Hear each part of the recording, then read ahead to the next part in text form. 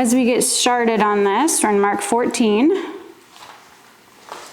and into Mark 15, but we'll start in Mark 14. I think we'll kind of take it in chunks as we go through the questions. There is quite a bit, so I don't know if we'll manage to read all of the verses tonight. We'll see, because I think we're all the way through half of 15 maybe, so see if we can make it through everything. Let me just read these first couple verses out of Mark 14, and then we'll start in with the first question. Let's see, Mark 14, 1 and 2. It was now 2 days before the Passover and the Feast of Unleavened Bread, and the chief priests and the scribes were seeking how to arrest him by stealth and kill him. For they said, "Not during the feast, lest there be an uproar from the people." Let's see. And also, would somebody want to read 1 Corinthians 5, 7? If somebody wants to find that while I'm reading the question, we can read that then. Okey-doke. The opening verses to Mark 14 situate the narrative with respect to important Jewish events such as the Passover. In light of the flow of Mark's gospel, what is ahead for Jesus? Why might Mark, want to alert the reader to these events? Consider 1 Corinthians 5, 7, which says, "Cleanse out the old leaven, that you may be a new lump, as you really are unleavened. For Christ, our Passover lamb, has been sacrificed." All right, so what are your thoughts to this kind of opening section in the first couple of verses? What's Mark really trying to kind of get at here? Get us to see?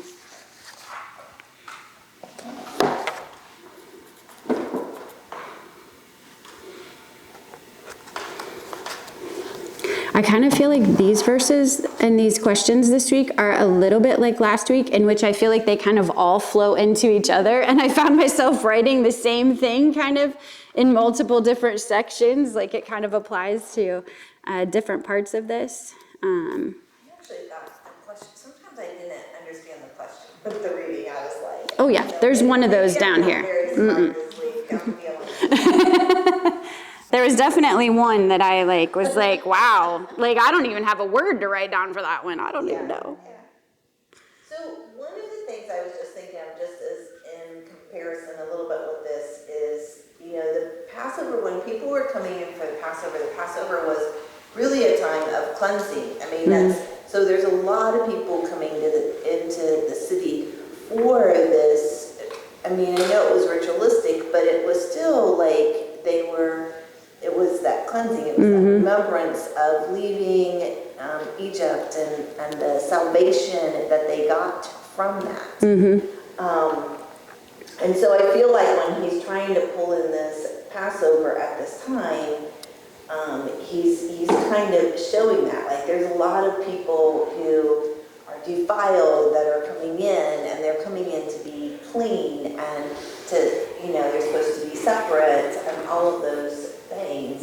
They know the meaning of the feast. People coming in know the meaning.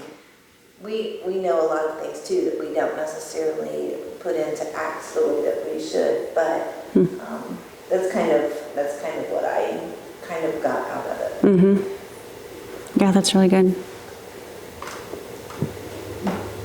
I just love, when you look back at all the symbolism in Scripture and how he just not only tells the people things, but then he gives them an event to actually have a vision, a visual of what it is that he's saying and doing. And I think that, I just feel like there's just time and again in Scripture we were supposed to understand. He told us, he showed us, he gave us, even this. I just think it's amazing. It could have been any point in time that he chose to do this, and obviously his timing is absolutely perfect. But the fact that he would, that all of this would transpire in correlation with something that is so symbolic already to them, as he's kind of not just telling them, here's this new covenant, but I'm actually going to show you in imagery exactly what it is. I just thought that was beautiful. Any other thoughts on just the beginning of that with the idea of the Passover or the unleavened bread? I also think it's interesting, just a note here for a couple of our future questions. It's interesting that they say that they are seeking to arrest him by stealth, but not during the feast. It's not their desire to do this at this point in time because of the potential uproar from the people. Chuck that one in the back of your head and we'll get back to that one. Okay, does somebody want to read Mark 14:3-9? Perfect, thanks. And while he was at Bethany in the house of Simon the leper, as he was reclining at table, a woman came with an alabaster flask of ointment of pure nard, very costly, and she broke the flask and poured it over his head. There were some who said to themselves indignantly, "Why was the ointment wasted like that? For this ointment could have been sold for more than 300 denarii and given to the poor." And they scolded her. But Jesus said, "Leave her alone. Why do you trouble her? She has done a beautiful thing to me. For you always have the poor with you. Whenever you want, you can do good for them. But you will not always have me. She has done what she could. She has anointed my body beforehand for burial. And truly, I say to you, wherever the gospel is proclaimed in the whole world, what she has done will be told in memory of her." All right, thanks. So, as it says in our question, that was probably about a year's wage that Mary poured over the head of Jesus. And it didn't get such a great response from some of the people who felt that that was a waste on her part, but that's not Jesus' response. He doesn't object to what she has done. And what are your thoughts on why he does not object? Why he doesn't object with what she's done?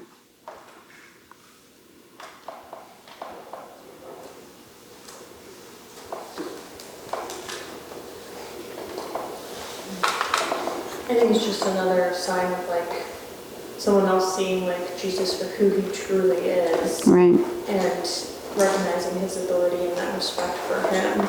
Whereas again, from more of a worldly view, they were like, "What are you doing?" Yeah, exactly. What are you thinking?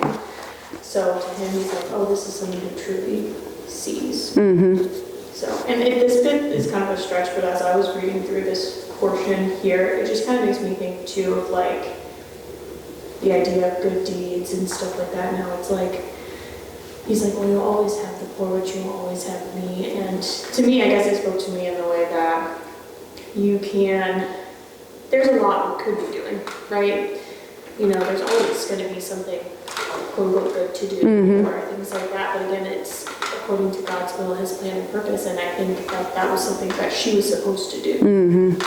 Maybe not at that moment. She wasn't supposed to sell that to Right, give to right. the poor. It was meant for him. Mm-hmm. And that she followed what she felt like she was being able to do. So. Yeah, absolutely. Yeah, kind of like you were saying, it's it made me think about that she had a more of a eternal focus, of this is her worshiping. Yeah, that's a great word. Mm-hmm. And not just focusing on, oh, this is my money for whatever. Right. In this world, she's focusing more eternally. Yeah, I think that is one of the things that I was reading too, just talked about just the lavishness of it, but yet that should be our response, that there's we can't really do enough to respond. I like worship, I like that, I think that was exactly that attitude that she did that with was just probably to her it seemed like it wasn't enough, and yeah, I think that is just such a... I thought it was interesting too, maybe in the sense of as we get farther into this too, and we kind of see the response of so many other people, I just think too, he suffers a lot of betrayal through this passage. And this is just in such contrast to that.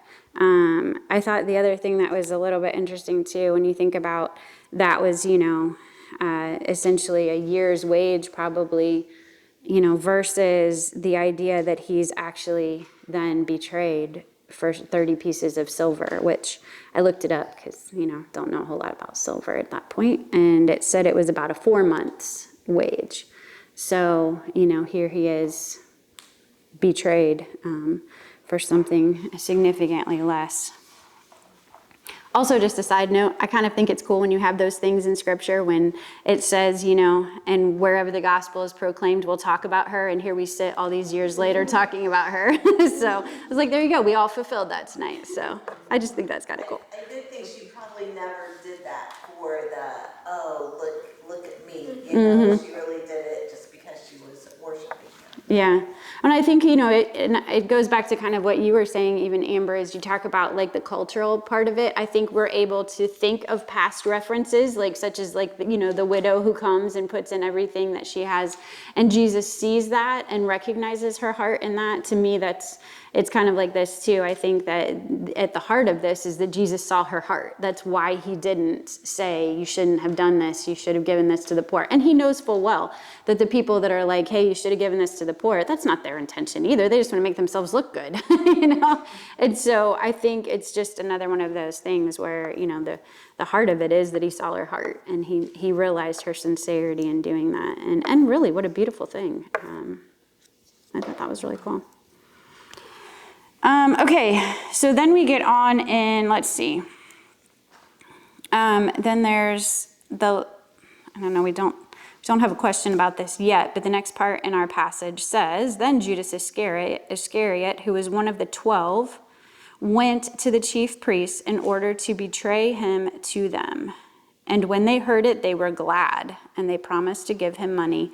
And he sought an opportunity to betray him. So we will talk about that betrayal a little bit later, but that took place at that point. And then we get on into our Jesus Passover with the disciples. And I think we'll just go ahead and read this part real quick before we talk about, there's a few questions then that connect to this.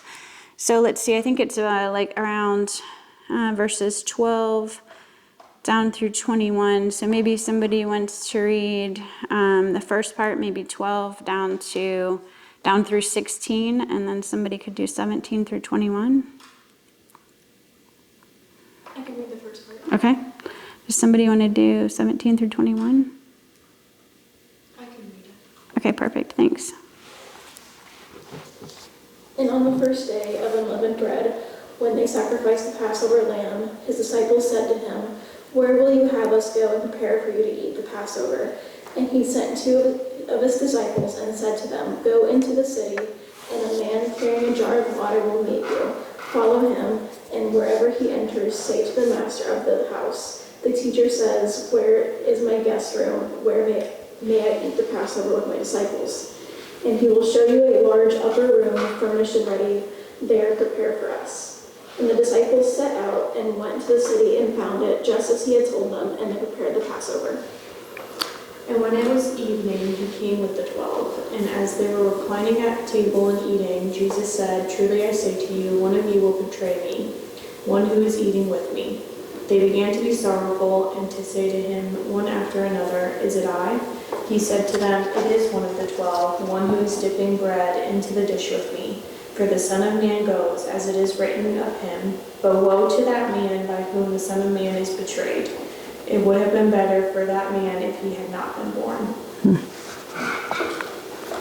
All right, so as we look at this Passover meal then, which we kind of talked about just a little bit in the very beginning, what is really the theological significance, do you think, of Jesus eating this Passover with his disciples at this point in the gospel? What stands out to you, maybe connected to that idea?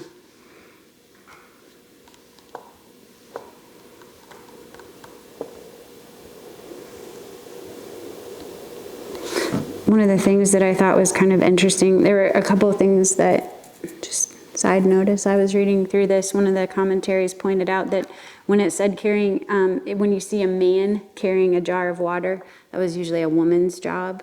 So that was something that would have stood out to them. Because sometimes you think, like, you walk in a city, and he's like, okay, go find the person carrying the jug of water. How are you supposed to do that? So maybe that was the reason Jesus said, go find the man.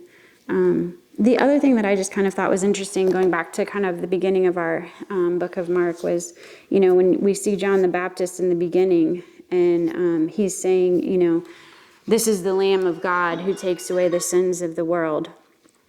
And I just, as I was reading down through one of John MacArthur's commentaries, he said, they all knew that the only way a lamb could be acceptable as a sacrifice is if it was slain. And I think that it's just amazing that here he sits at this Passover dinner with his disciples as they're, they kill the lamb, and here he is ready to be their lamb as their sacrifice. And also that final sacrifice, the last sacrifice that will be required, because the blood will have been shed to require that no longer. So, I kind of can't help but wonder if once his disciples kind of got it, and then they looked back at the irony of the fact that there they sat eating a meal with him as he was preparing to, just make this sacrifice for them. I have a feeling maybe it hit them more after than in the moment of what was actually transpiring, but I don't know, I wasn't there.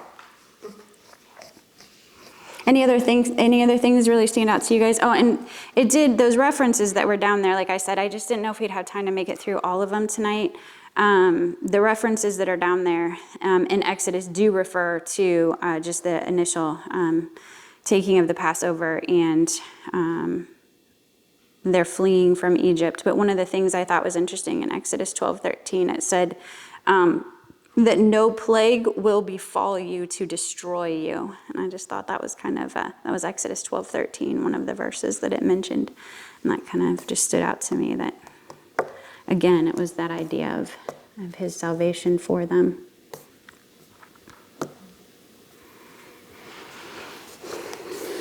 Anything else in that was significant to anybody else?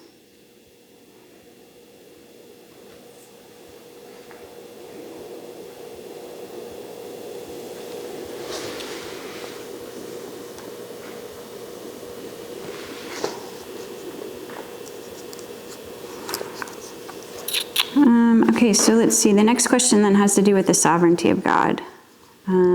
What do we learn about the sovereignty of God in Mark 14:21, which says, "For the Son of Man goes as it is written of him, but woe to that man by whom the Son of Man is betrayed. It would have been better for that man if he had not been born."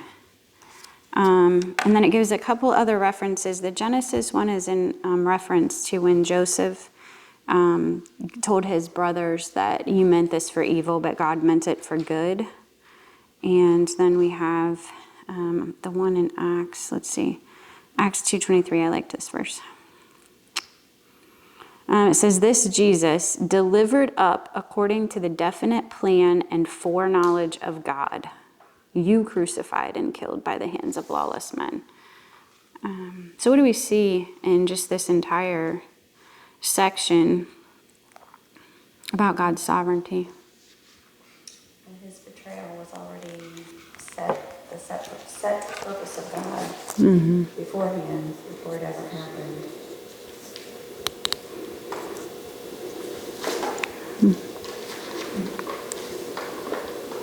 I think especially with like the reference for Genesis 50, it just really points out that this terrible thing happened with the betrayal of Judas, yet God used it to be the perfect sacrifice for us. That's kind of amazing. I think the other thing is, like, Jesus was still giving him opportunities. Like, he still loved him. He still shepherded him. So, no, he knew, obviously, he knew what was going to happen. And one of the things I read said, actually the way this is quoted is actually Jesus giving him a chance to change his mind. You still have an opportunity not to do this. Like, calling you out to say, hey, you don't have to, because, this is, however he says, you should have never been born. Right. Right. Change your mind. Don't do it. Don't do what's wrong. Yeah. I think how many times, even with children, when you're working with them, you're trying to get them to change their mind to do what's right. And it's almost like he was doing the same thing, but he allows us to make that choice, even though he knew. But he didn't treat him terrible. I think it's one of those things that theologically I think can be really hard for us to understand, is that idea that he knew that this would take place, but yet that we have free will in those situations where it's that conflict that I think probably our human natures, we struggle to understand how both of those things can kind of exist in that. But I thought the same thing, because you see other points in scripture where it's kind of the same deal, where it's like God knows that they're not going to make those choices, but yet the opportunity is there for them to make those choices of that. And I think even later in this passage, there's a point where he, tells his disciples, pray that you will resist temptation, even though he's already said, you're going to do this, and I think that it is that, sometimes I think that's a hard concept for us to kind of understand and see, but. One of the things, because I thought, well, what is sovereignty? I mean, but I was just and one of the multiple ways that it described it was God's right to rule over his creation. And I thought, so reality is he could say, no, you're not going to betray me. But he doesn't, in his sovereignty, he doesn't do that. He allows us to make bad choices. I think part of that too is that, Jesus could have said, no, I'm not going to die on the cross. I'm not going to go through this. But he knew what it was going to do for everybody else.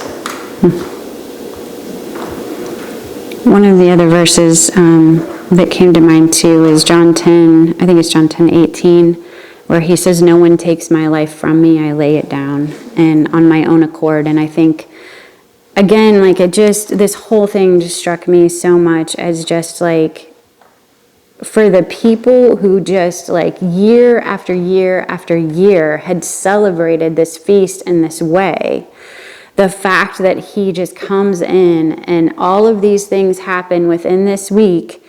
And even as all these things are happening, it starts out with them saying hey, we want to trap him, but not this week. We don't want it to be this week. And he's like, well, you know what? It's going to be this week because this is my plan. This is my plan for this, because they will see the sacrifice I'm making for them. And I think that it's really amazing. We can think we're in control, and we can think that I'm sure Judas thought he was maybe somewhat sly. He says they were kind of trying to come on the stealth, and he probably somehow thought he was accomplishing that, and yet it all played perfectly into the plan that God had.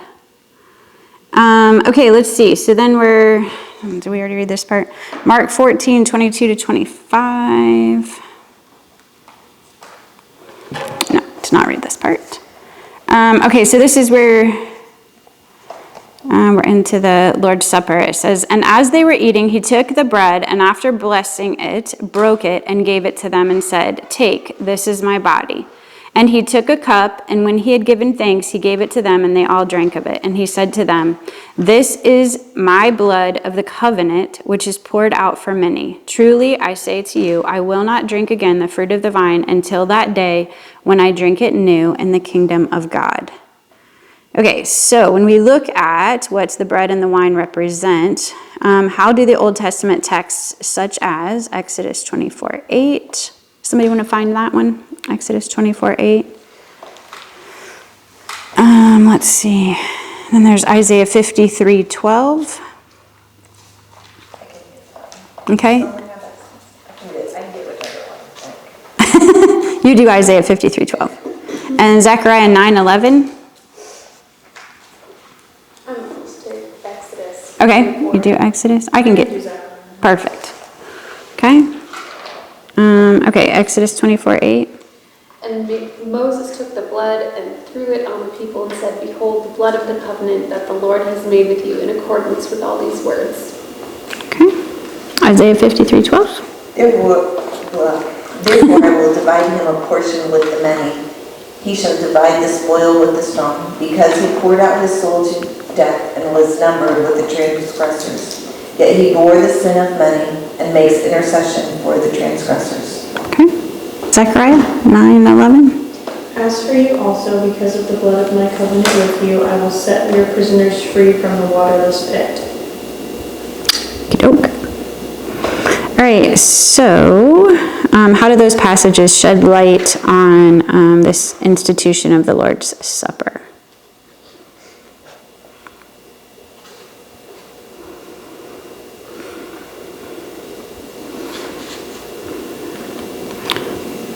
I mean, it's pretty interesting how he's taking what they had done up until this point with the Passover, and they were sacrificing a lamb.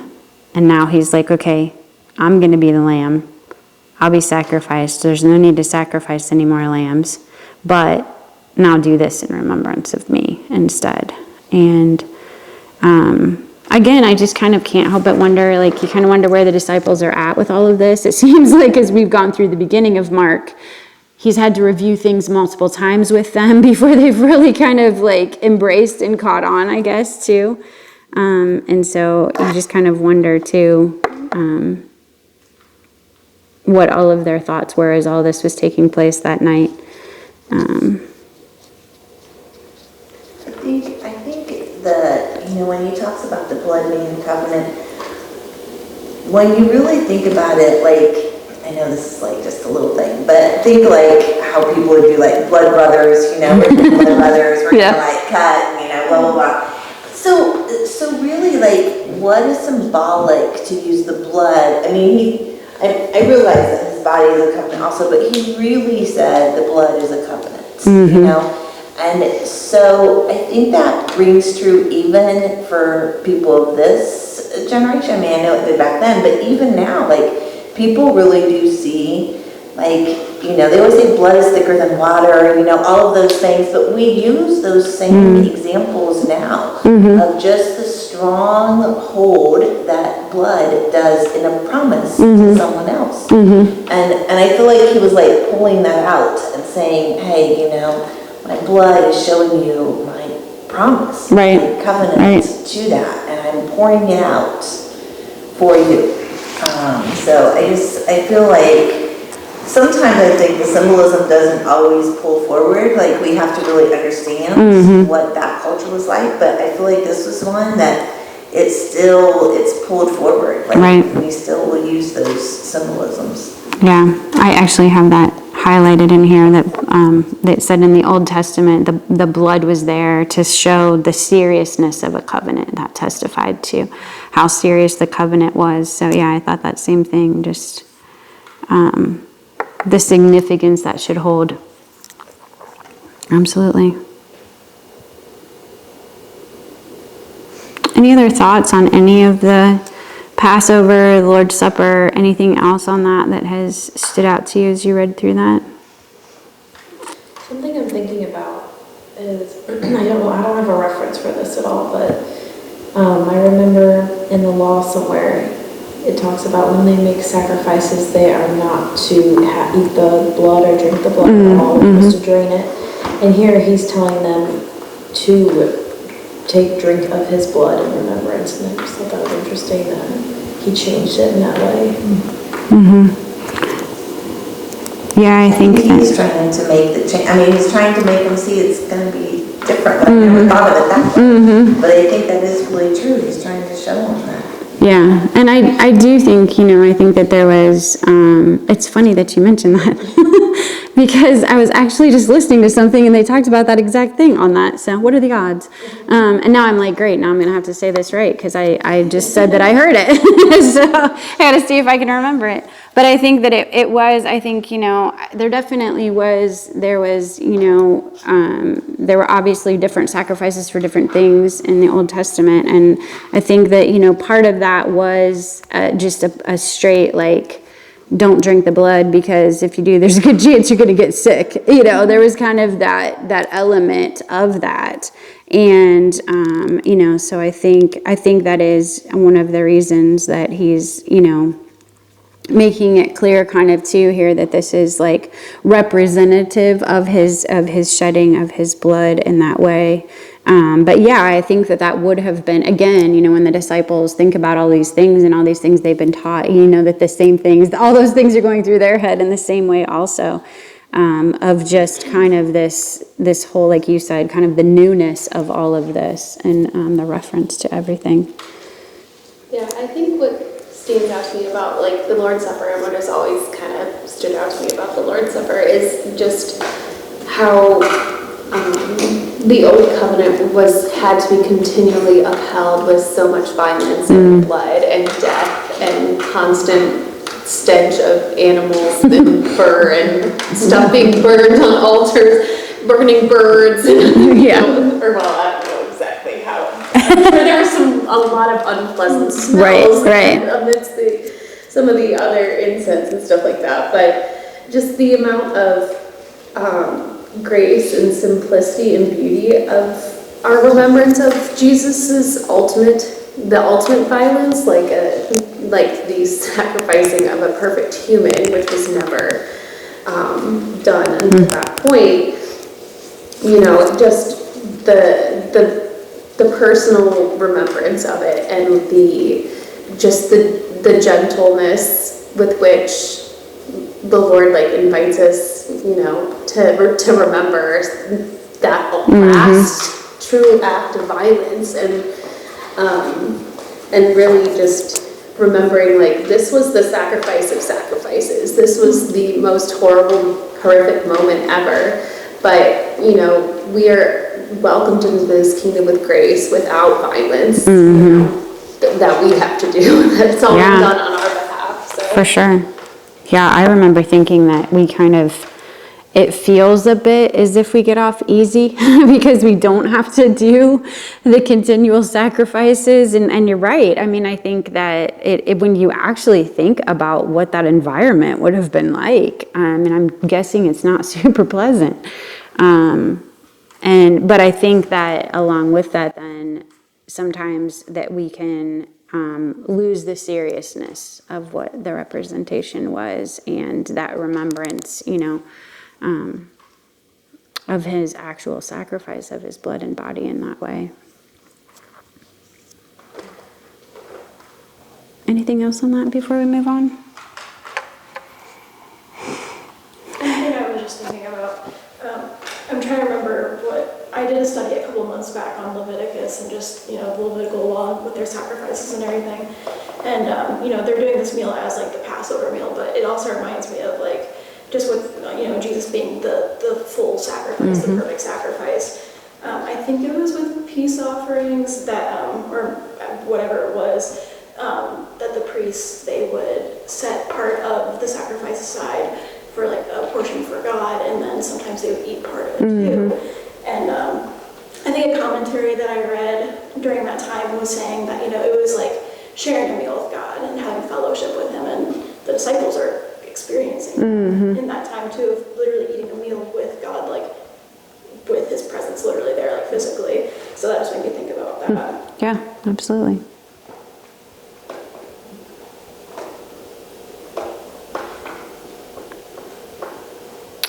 All right, well, I'll be very interested to see what you guys thought about the next question.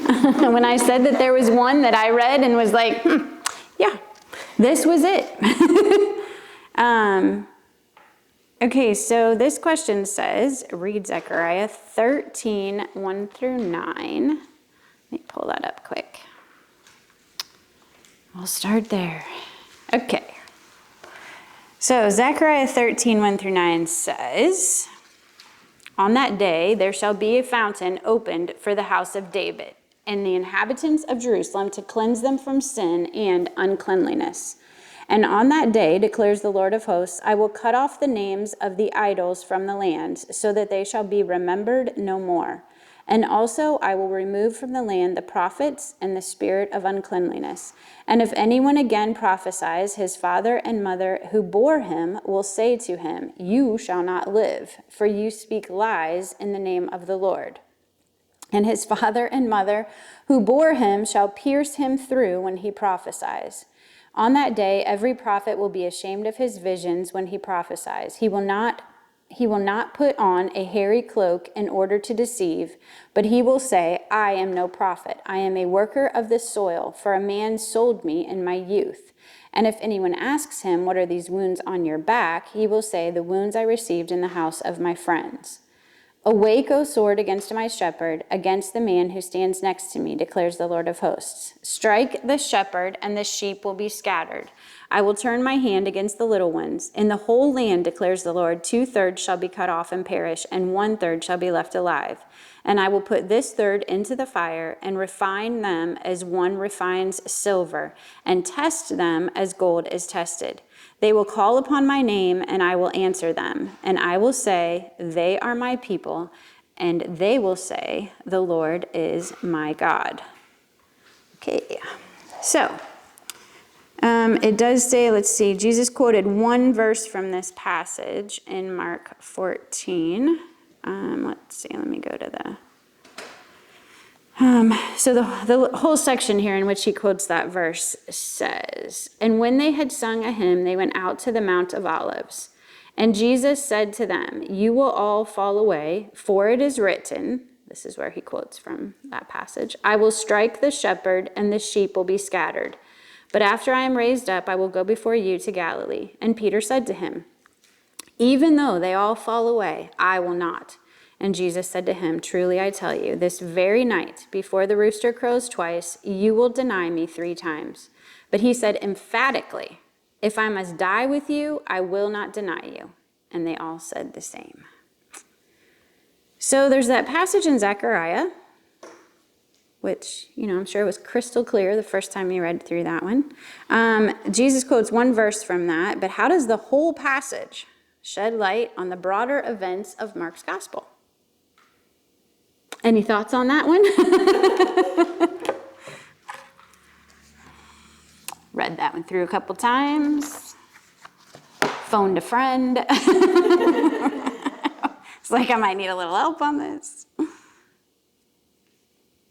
Well, I don't know if this totally is, but one of the things I read when it talks about the fountain is that the fountain was for cleansing. Mm-hmm. And so this is a period of time when there is cleansing that occurs, and maybe not how they were expecting it to occur, but it does occur, and it's a cleansing that goes on for all generations. And for that cleansing to occur, the shepherd has to be striped.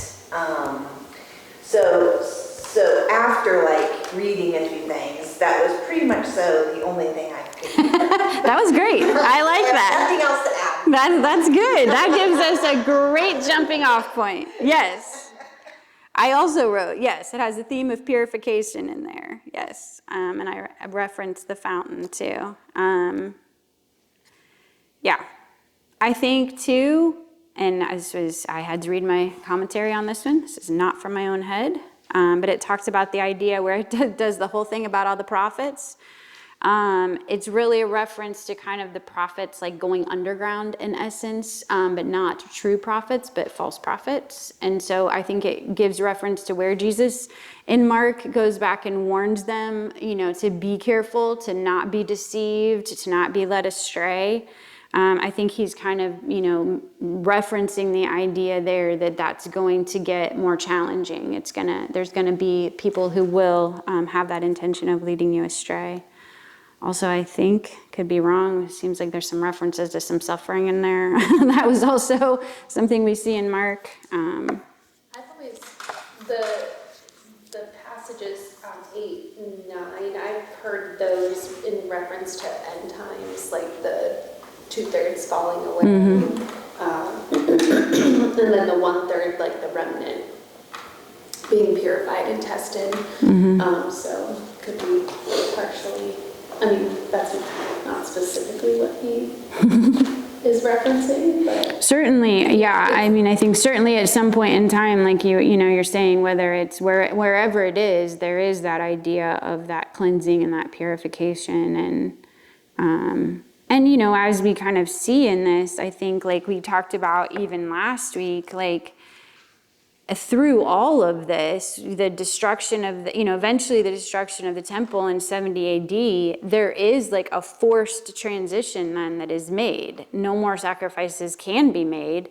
And really then I think there's that split with Judaism and Christianity. They go their separate ways. I mean, even though it wasn't called Christianity at that point in time, that's in essence what happened is you have followers of Jesus, and then you have the followers of the rituals and the covenant, or the rituals and the sacrifices. They internalized that. It became something that was they saw that as a need for internal sacrifice on their part. But so I think there's a lot of opportunity through all of this for kind of that idea of there being a transition time through through some suffering and some a lot that goes on, honestly. Yeah, or I know we talked about before that one of Mark's main purposes of this writing about true discipleship and what it looks like and what discipleship is going to look like after Jesus leaves. Yeah, absolutely. Yeah, that's great. Any other thoughts on all of that stuff that I know we've read quite a bit and covered quite a bit in all of those sections? Anything else before we move? I feel like there was a lot took place in these hours of this, of all of this. The next place we're moving on into is where Jesus prays, Garden of Gethsemane. So let's see, there's 10 verses, I think, related to this, 32 down through 42. Does somebody want to read the first 5 and somebody the second 5? I can read the first one. Okay. I can read the second one. Okay, perfect, thanks. And they went to a place called Gethsemane, and he said to his disciples, "Sit here while I pray." And he took with him Peter and James and John, and began to be greatly distressed and troubled. And he said to them, "My soul is very sorrowful, even to death. Remain here and watch." And going a little further, he fell on the ground and prayed that if it was possible, the hour might pass from him. And he said, "Abba, Father, all things are possible for you. Remove this cup from me, yet not what I will, but what you will." And he came and found them sleeping. And he said to Peter, "Simon, are you sleeping? Could you not watch 1 hour? Watch and pray that you may not enter into temptation. The spirit indeed is willing, but the flesh is weak." And again he went away and prayed, saying the same words. And again he came and found them sleeping, for their eyes were very heavy, and they did not know what to answer him. And he came the third time and said to them, "Are you still sleeping and taking your rest? It is enough. The hour has come. The Son of Man is betrayed into the hands of sinners. Rise, let us be going. See, my betrayer is at hand." Thank you. Okay, so in our question, it talks about how Jesus had just shared the cup of the new covenant with his disciples. But then in the Garden of Gethsemane, he then prays for the Father to take away this cup. And the cup in the Old Testament imagery represents God's wrath. So what does this teach us about what he is about to undergo?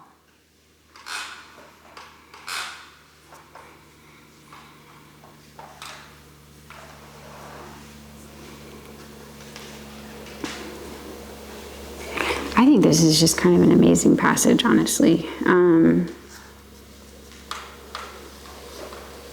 I just think that, I was reading MacArthur today, and he was just talking about how, for us, we struggle with a sinful nature, and so, but you look at Jesus, and he had no sin in him, and so he pointed out that his struggle was really not with a sinful nature, but it was with his holy nature. I mean, he was he was willingly taking upon himself sin. I mean, he was taking upon himself just the wrath that came from all of our sin and the weight and the burden of that. And I think that he pointed out that when he's asking to have that cup taken from him, just that idea of, the weight of something that is completely foreign to his nature of sin, and his battle with his own holiness and he abhors sin, but yet he's willingly taking that upon him. And then just the idea of the wrath of the Father. I think that that's really something kind of downplayed in our society too. People don't like the idea of wrath. It's not a word, I don't know, we don't use it in our language usually, I feel like. And I think that it has really been minimized in a lot of ways. I know we have talked about that before, like we don't even like to call sin, or, oh, I messed up, or and we don't like to think of it in that manner. And I think that comes with that, we don't necessarily like to think that our sin deserved the wrath of the Father. And I like this this verse in Isaiah, and it's just a portion of it, but it says, "Behold, I have taken from your hand the cup of staggering. The bowl of my wrath you shall drink no more." And so, I really think, if you think, it's not, he didn't say the cup, he said the bowl, there's a lot. There's Right. a lot of wrath. And we don't have to have it. It's not ours anymore. That puts it into a pretty big perspective. And then if you think when Jesus died, it wasn't just my bowl of wrath. right. He literally took everyone's bowl of wrath. That's yeah, it's enormous. I think of times when I would get punished for something my siblings did, and how unfair it felt. I'm sure, it happened Right. to all of us. It's not like I had bad parents, but how unfair it felt, And then I think, man, Yeah. there were a lot of times I got away with something that my siblings got punished for, and Jesus, did nothing wrong. There Right. wasn't a time that was oh, remember that last time? So. Yeah, truly amazing. Yeah, and he had never experienced separation from God. And I'm sure that was extremely painful. Absolutely. I think too, when you really look at this, there's a passage, when you look at this passage in Luke 22:43 talks about then an angel coming and strengthening him in the midst of all of this. I know we've all heard reference to it, where he literally just was distressed to the point of, sweating blood, and to the point an angel had to come and strengthen him. And, as I read through that, I just thought, the reality of that is I think that also we're supposed to recognize what the weight of the wrath of God really entails. That should compel us even more not to want to see anybody experience that, because he's showing what the enormity of that is too. I know, like you said, not only just the weight of the wrath of God, but the separation from God. And, the weight of that was significant enough to the point that he was sweating blood. That's... A couple things I noticed is that, he says to the disciples, "Sit here while I pray." And that just kind of shows his humanity, that he didn't even ask them to go pray with him. He's just just sit here near me. He wanted that, I guess, maybe the comfort of them being near him. But the other thing is, when he says to watch and pray that you may not enter into temptation, the spirit is willing but the flesh is weak. And I'm sure he was experiencing that himself, that the spirit was willing for him he wanted to obey God, but at the same time his flesh was weak. He didn't want to have to go through it in his humanness, and so he's telling them, if he needed to hear that, how much more did they need to hear that? Right. watch and pray because you're going to be tempted. Mm-hmm.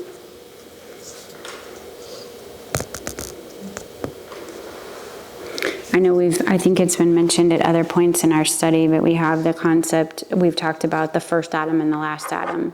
And I was thinking about that again, as you know, that just you have the first Adam who was unable to withstand temptation. And yet you have the last Adam being Jesus, who then came and secured salvation for us by being obedient. Withstanding that temptation, like you talked about, Sherry, and, being obedient to the point of death and doing what that first Adam was unable to do. And seeing kind of the full circle of that. I know we aren't at the point yet where he's actually died in here, but we see his obedience to it in this part of the chapter. Okay, so let's see. I don't know if we're going to have time to make it through reading all the rest of these because there's quite a bit to read. So I would like to have a chance to talk about these ones quickly. So I'm going to hope you guys read all this stuff. If not, go back and read the passages there's multiple other references along with each of these passages.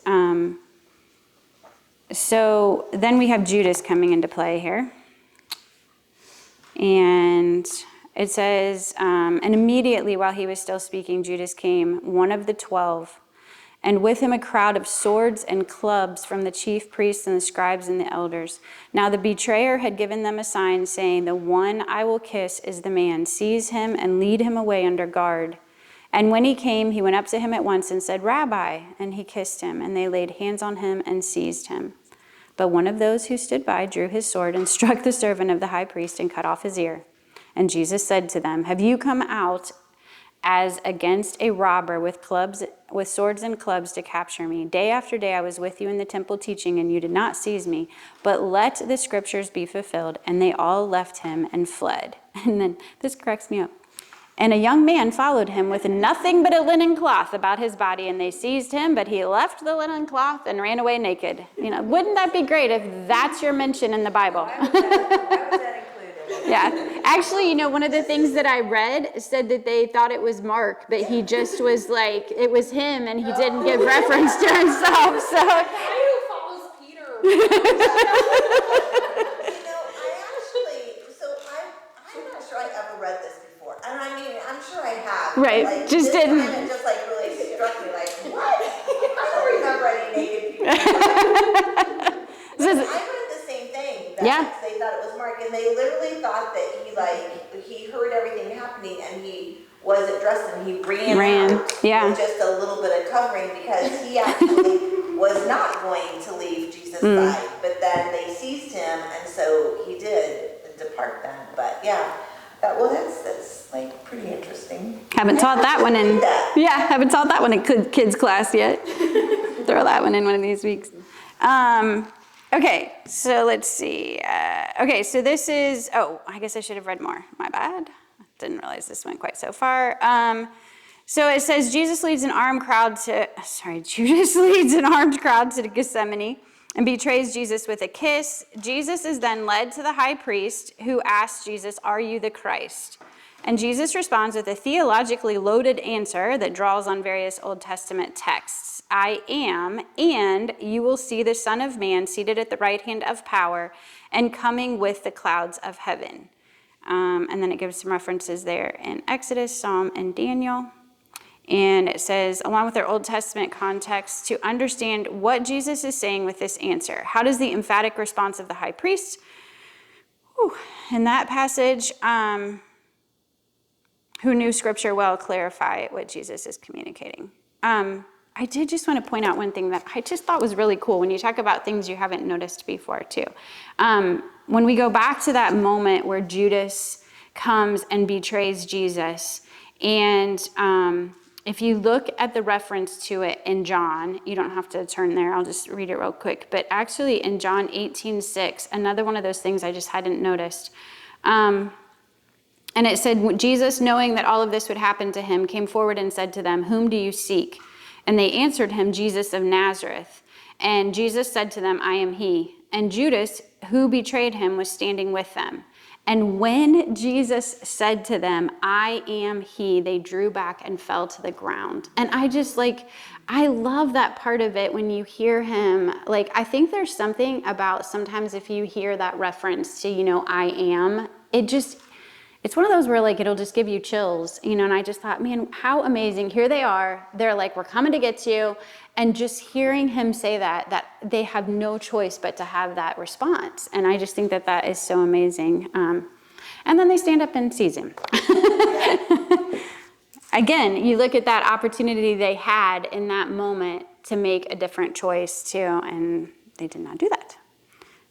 Okay, so there was a lot in that whole little paragraph we just read there about his response, where he says, I am, and you'll see me coming. Anything specific that really stood out to you guys on that?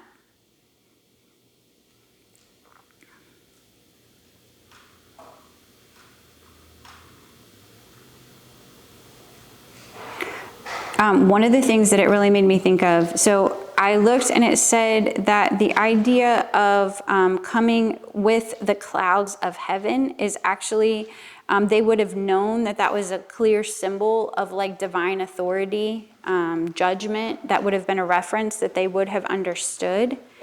And I just thought it made me think of when Jesus, a couple chapters ago, when he says, give to Caesar what is Caesar's.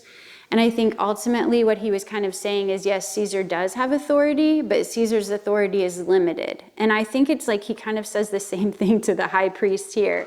Kind of yeah, you have authority, to demand that I answer you. Or in reality, actually, I did learn that the high priest did not have the authority to order his death because that needed to go through, the Romans. But you have this authority, but your authority is limited. And I think it was a way of him reminding him that your authority has a ceiling and my authority has none. And I just thought that was kind of interesting that he made that reference in that manner. Anything else in all that? Sorry we didn't read all of that. There was just a ton. One of the things, if we're talking about the whole thing, that I found interesting was when, so Mark doesn't mention all of the different steps of the trial that he went through, but when he gets to the trial here, the Jews really wanted him arrested because he was saying that he was God. So they were trying to get him for blasphemy. But of the Roman culture, they had tons of gods. So that wouldn't have bothered Pontius Pilate at all, that he was saying that he was God.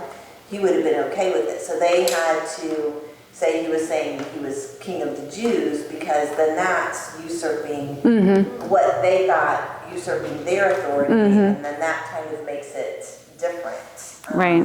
I guess I had never really put that all together, that they actually changed their sentence or their complaint against him in the middle of the trial, to the Sadducees or, the religious Sanhedrin, people, you're blaspheming, but then when we get over here to the Roman government, oh, no, you're saying you're a king. So. Yeah, absolutely. And when Jesus said, when Jesus answers Pontius Pilate, and he says, what does he say? It is as you say, or something like that. He doesn't really, he says yes, but it's a qualifying yes. And that's why even at that point, Pontius couldn't say, yep, we need to sentence you. So he really gave a really good answer that really didn't give him that sentence until the Jews took over. But,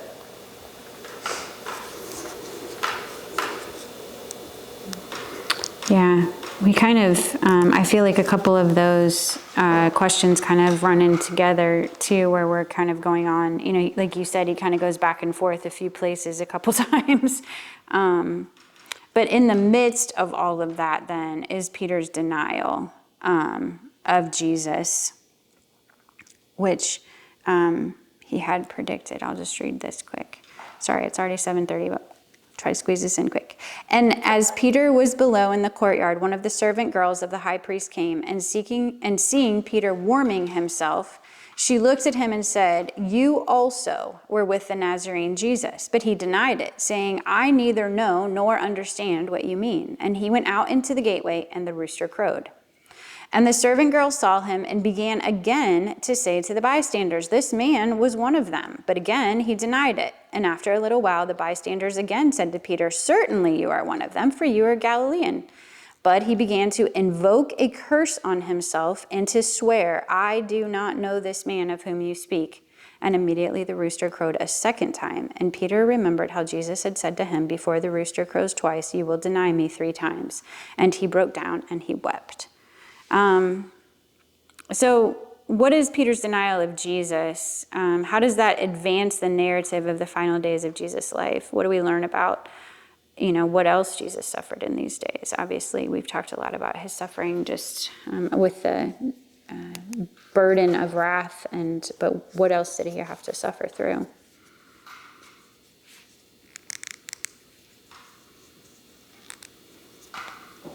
I think one of the things that stood out to me is how many times in here Jesus says, "This is going to happen," and it happens.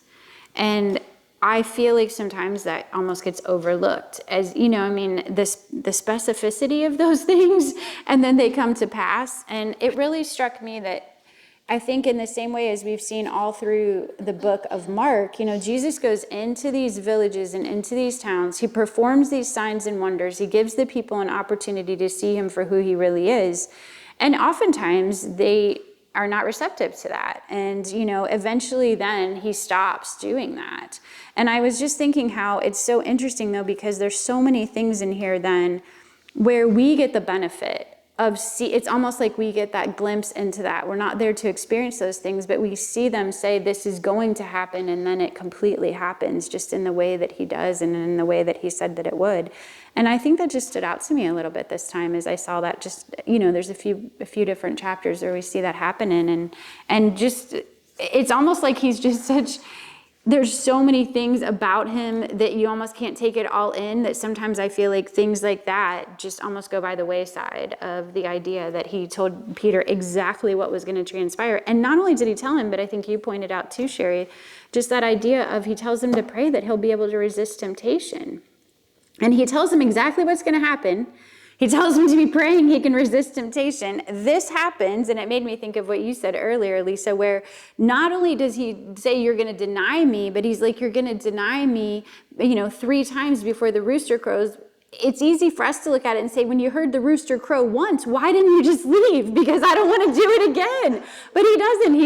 He stays and he does it a second time, and then a third time. But not only that, like when you look at it, he literally, it says he invoked a curse on himself. In essence, he was kind of saying, may God strike me down if I knew this person. I mean, I cannot imagine the weight of that again then. And I just think. I think that Jesus knew, like you're betrayed by the people who are closest to you. We've all had times when someone we thought was close to us betrayed us. Mm-hmm. And, that would be hard, You're carrying all this sin, all these people who don't like you are really picking on you, and then the people who you think are your friends are also saying that they're your friends. Yeah. Well, I think it makes just the weight of what he's about to experience just that much more. I mean, he's got his closest ones. I mean, Peter's one of that inner circle. Peter denies him to the point too of just the extent that he goes to do that. But then he's preparing to die, where he is the separation from the Father. I mean, he's on his own. And I think in a way that, it's hard for us really to comprehend too. So I'm sorry I jumped ahead to Mark. No, you're totally fine. I thought you meant the rest of the passage. You are. We're wrapping up, and I was like, No. I really want to talk about this. Yeah, no, I was going to say, that's totally fine. I don't know that we have time to read all the way down through Mark 15, or, because there's 15 verses. But it talks about, like, are there any other things that really stood out, like the ironies that you saw in all of that as you went through all of that? And, we can, I don't know how much is in next week. I was like, we can kind of maybe review a little. We never have time. We never have time. Next week doesn't have quite as many verses, but something tells me there's going to be a lot in it to talk about, so we might not. But it probably will overlap a little bit with what we talk about next week too. But I think one of the things that stood out to me is The perfect words to stand up. yeah, exactly. He really Yeah. did. And sometimes silence really is the best thing that we can do. Mm-hmm. And I need to take that forward for sure. But he didn't say yes or no, or you're turning my words around. That's not what I really said. I mean, he really just lets them have their say, because they're going to say what they want to say. Right. And I think, he knows that this needs to take place, and he needs to secure salvation in this way. There are a couple of things, just real quick, and then I'll let you guys go. But I noticed that the thought, again, going back to the imagery that's in the Bible, and the idea that he was crucified for the crime of high treason. And I thought, that's just amazing, because he took our sin upon him, and that's our crime. That is what we are guilty of. We are guilty of that, just rejection of God for who he is. And he has taken that upon himself for us. And I thought the significance that he was crucified for that, having that be his crime, and just the reality of not only did he take kind of the weight of our sin upon him, the wrath of God in that way, but the symbolism of that crime also. He wouldn't have had to have died in that manner. It required the shedding of blood, but yet he was crucified. That's the worst way that you could die, with the greatest criminals were suffered with. And I think it is symbolic, again, of the depth of our sin, that was his crime. The other thing that I will throw out there, again, back to the percolating idea. This is going to be one of those percolating ideas. I apologize in advance. But one of the things that I had read that I thought was kind of interesting was, there's just the concept that MacArthur pointed this out, that Jesus needed to die, that needed to take place. But Satan really didn't want the death on the cross to happen, because if Jesus does die, death has been defeated. And in essence, then Satan is also defeated. So you kind of look at the conflict that was going on this week of, I think that, and again, I don't really have a theological verse to stand on here on this one, but I think kind of that idea of it. There's the reference to Judas, and Satan used Judas, and we see him using Judas to betray Jesus in that way. But as I was reading it, he was pointing out that really he was trying to incite this whole thing kind of during this week, as they had pointed out in the very beginning. He thought that then the people would stop, Jesus' death from taking place, because the people would rise up and put an end to that. And that wasn't what happened. Jesus' plan, and it goes back to his sovereignty, still persevered and took place, and Jesus did die, and he did defeat death, and Satan was defeated. But that conflict, I think sometimes we don't see the conflict that's going on behind that. And so as I read through that, I was like, I'm gonna have to give that one a little more thought. But I do think that it is true that Satan did not want to see Jesus be successful in defeating death in that manner, and yet he was. And obviously, again, we jumped slightly ahead because he's not died yet in our study. We'll get to that next week. We're anticipating that taking place. I know, I keep jumping. It just all seems like it's wrapped up together. We should have divided this up differently or something. It's hard to stop right there. But Yes, next week we have his crucifixion and thankfully his resurrection on the same week.